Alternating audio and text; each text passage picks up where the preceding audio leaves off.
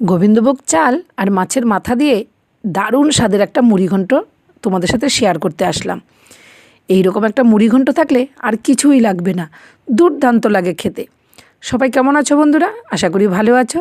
শিবানীর রান্নাঘরে তোমাদের সবাইকে স্বাগত জানাচ্ছি। চলো চলে যাচ্ছি মূল রান্নাতে। এখানে দেখো একটা মাছের মাথা ভালো করে ধুয়ে ভেজে নিয়েছি, টুকরো করা আলুটাও ভেজে নামিয়ে নিয়েছি। এগুলো আমি আগে থেকেই করে নিয়েছি, তাহলে রান্নাটা খুব তাড়াতাড়ি হয়ে যাবে। তারপরে আদা জিরে কাঁচা লঙ্কাটা পেস্ট করে নিয়েছি। কড়াইতে তেল দিয়ে দিলাম, দিয়ে গোটা গরম মশলা তেজপাতা গোটা জিরে দিয়ে দিয়েছি, কেটে রাখা টমেটো দিয়ে দিলাম, স্বাদ মতো লবণ আর হলুদ দিয়ে দিলাম, দিয়ে এবার ভালো করে কষিয়ে নেব। দেখো টমেটোটা একদম নরম হয়ে গেছে। এবার আমি পেস্ট করা মশলাটা দিয়ে দিলাম। পেস্ট করা মশলাটা দিয়ে ভালো করে কষিয়ে নেব।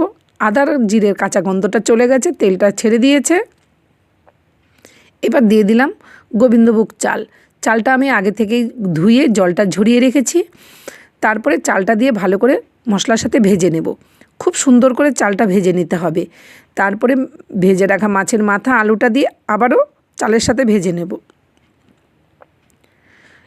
এইভাবে যত কষানো যাবে ততই কিন্তু এর স্বাদ দ্বিগুণ হয়ে যাবে। বেশ ভালো করে নেড়ে চেড়ে পরিমাণ মতো গরম জল দিতে হবে। ঠান্ডা জল দিলে কিন্তু ভালো লাগবে না, অবশ্যই গরম জল দিতে হবে। তারপরে কিছুক্ষণ ঢেকে দেব।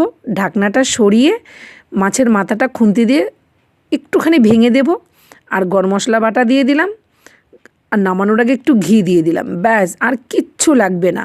এই রকম গোবিন্দভোগ চাল দিয়ে মাছের মাথা দিয়ে মুড়িঘণ্ট হলে আর কি চাই, দারুণ লাগে খেতে। যদি ভিডিওটা ভালো লেগে থাকে সবার সাথে শেয়ার করে দিও, আর ফেসবুক থেকে ফলো, ইউটিউব থেকে সাবস্ক্রাইব করে আমার পাশে থেকো।